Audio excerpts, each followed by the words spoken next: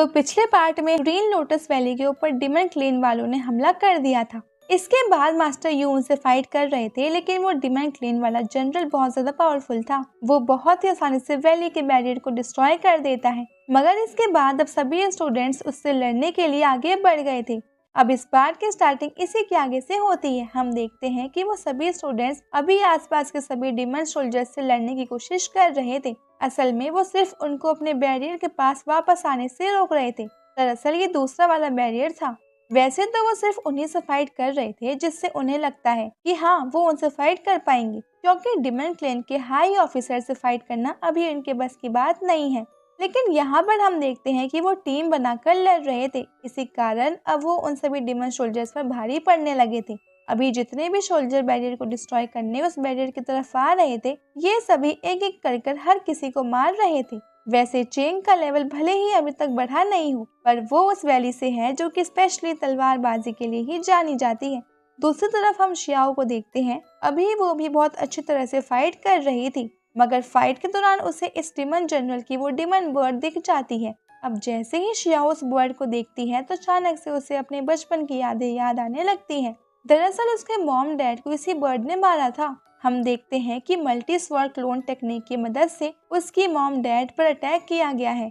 ये वही अटैक था जिसे हमने पिछले पार्ट में भी देखा था। वैसे शियाओ अभी उन्हें देखकर चिल्ला रही थी और रो रही थी, लेकिन वो कुछ भी नहीं कर सकती थी क्योंकि तब वो सिर्फ एक छोटी सी बच्ची थी। अब इतना इमोशनल इंसिडेंट्स याद आने के कारण शियाओ का ध्यान फाइट से पूरी तरह से हट चुका था। इतने में ही एक डिमन क्लेन का सोल्जर उसकी तरफ अटैक कर देता है, मगर अब सही वक्त पर चेंग वहां पर आकर उस अटैक को रोक लेता है और शियाओ को भी बचा लेता है। अब इसके बाद हम देखते हैं कि शियाओ इस सब से बेहोश हो चुकी थी, इसलिए चेंग उसे अपनी पावर से होश में लाने की कोशिश करने लगता है। वैसे वो उस कारण से अब फाइट में मदद नहीं कर पा रहा था, लेकिन अभी शियाओ को बचाना बहुत जरूरी था। दूसरी तरफ डिमन क्लेन वालों की जगह पर हम देखते हैं कि वो डिमन गर्ल अभी डिमन जनरल को बता रही थी कि हम पहले ही ऑलरेडी बहुत सारे स्टूडेंट्स को मार चुके हैं और अगर अब हम चाहें भी तो डायरेक्ट अटैक कर सकते हैं, लेकिन अब वो उन्हें इतनी तकलीफ लेने की भी जरूरत नहीं थी क्योंकि डिमन जनरल उसे अपना स्पेशल अटैक करने की परमिशन दे देते हैं। मगर वो बस इतना ध्यान रखने को कहते हैं कि इसमें शियाओ को कुछ नहीं हो। अब इसके बाद अब वो डिमन गर्ल उस खास अटैक को परफॉर्म करती है। इस अटैक में वो बहुत सारे डिमन बग्स का यूज कर रही थी। हम देखते हैं कि ये बहुत सारे डिमन बग्स अब सीधे उस बैरियर के अंदर फैल रहे थे।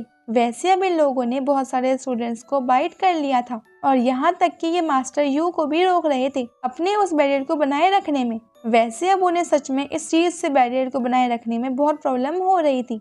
इसके बाद हम देखते हैं कि शियाओ अपनी पावर से उनमें से कुछ बग्स को बहुत इजीली मार देती है, लेकिन अभी भी इतनी काफी नहीं थी क्योंकि वैसे भी उसके पास अब उसकी पूरी एनर्जी नहीं है और ये बग्स भी इतने सारे हैं कि इन्हें खत्म कर पाना उनके बस की बात ही नहीं है। अब तभी हम देखते हैं कि जब वो बग्स जिस किसी को भी काट रहे थे वो स्टूडेंट वहीं पर नीचे गिरता जा रहा था और ये देखकर बाकी सभी मास्टर बहुत ज्यादा शॉक हो चुके थे। इसीलिए अब वो अपनी पावर्स को मिलाने का डिसाइड करते हैं और अपनी पावर एक साथ मिलाकर इन सभी डिमन क्लेन वालों पर हमला करते हैं। वैसे उनकी ये टेक्निक काम भी करती है, लेकिन अब डिमन क्लेन वाले भी अपनी पावर को मिलाने लगे थे और इसके बाद हम देखते हैं कि उनके उस बैरियर के ऊपर एक पोर्टल बनना चालू हो जाता है और अब जब वो पोर्टल पूरी तरह से बन जाता है तो उसमें से एक बड़ा सा हाथ बाहर निकल कर आता है।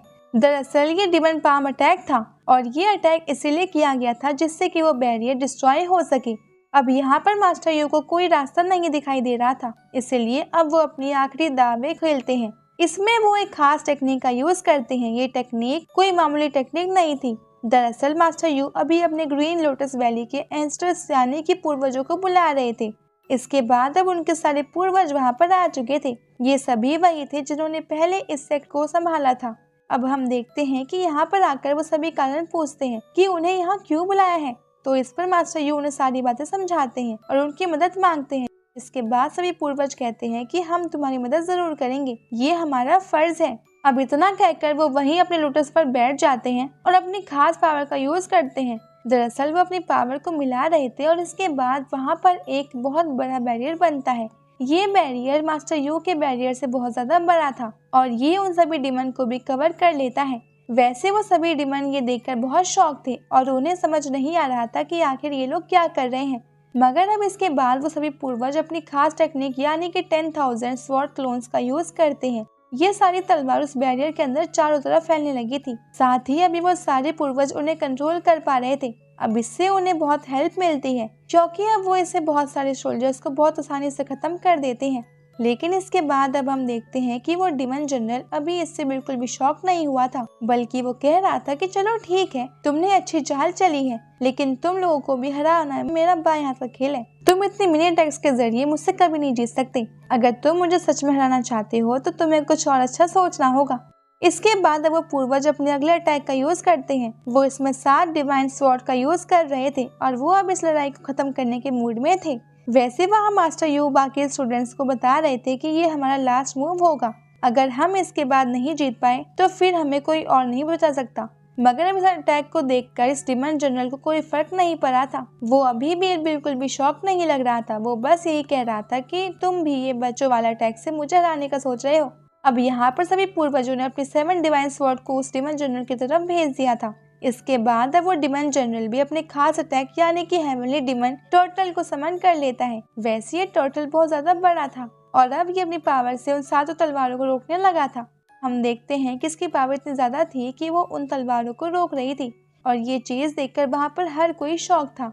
और अभी ग्रीन लोटस वैली वाले सभी स्टूडेंट्स भी बहुत डर रहे थे। लेकिन अब हम देखते हैं कि वो तलवार अपना काम करना स्टार्ट कर देती है, क्योंकि अब उनकी एनर्जी इतनी ज्यादा थी कि वो उस टर्टल के अटैक को काटते हुए आगे बढ़ते जा रही थी। अब इस चीज को देखकर वो डिमन जनरल थोड़ा शॉक हो गया था, मगर फिर वो अपने डिवाइन डिमन स्वॉर्ड का यूज करता है और इतनी पावरफुल थी कि वो उन 7 तलवारों को रोकने लगी थी। बल्कि इसके बाद अब उन 7 तलवारों में से एक एक कर तलवार नीचे गिरना स्टार्ट हो गई थी। ऐसा सिर्फ इस वजह से हो रहा था कि डिमन स्वॉर्ड इन सभी तलवारों से ज्यादा ताकतवर है, इसीलिए अब उसकी एनर्जी के सामने ये कोई भी नहीं टिक रही थी और नीचे गिरते जा रही थी।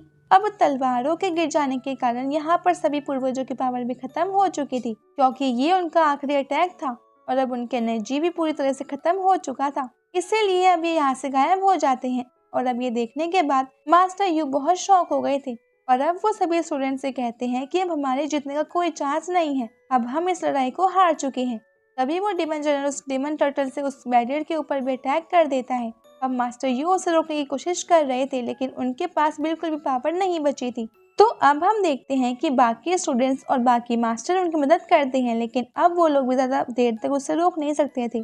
इसके बाद अब मास्टर यू चैंग और शियाओ के पास थे, तो चैंग रोते हुए उससे कहता है कि मुझे माफ कर दीजिए, ये सारी गलती मेरी है, मैं अगर स्ट्रांग होता तो आज आपको बचा लेता। लेकिन अब इस मास्टर यू उससे कहते हैं कि ये सब बातें अपने दिमाग से निकाल दो, तुम एक दिन जरूर स्ट्रांग बनोगे, मुझे तुम पर पूरा भरोसा है। अब वो चैंग से ये भी कहते हैं कि आज के बाद तुम कभी भी गिव अप करने का सोचना भी मत, और ऐसा ख्याल तुम अपने दिमाग में नहीं लाओगे। अब इसके बाद चैंग हाँ करता है और फिर ये पार्ट यहीं पे खत्म होता है। वैसे अगला पार्ट भी आपको बहुत ही जल्द मिल जाएगा, बस इसके लिए आपको चैनल को सब्सक्राइब करना होगा। अब हम मिलते हैं आपसे अगली वीडियो में, तब तक के लिए bye bye guys and take care.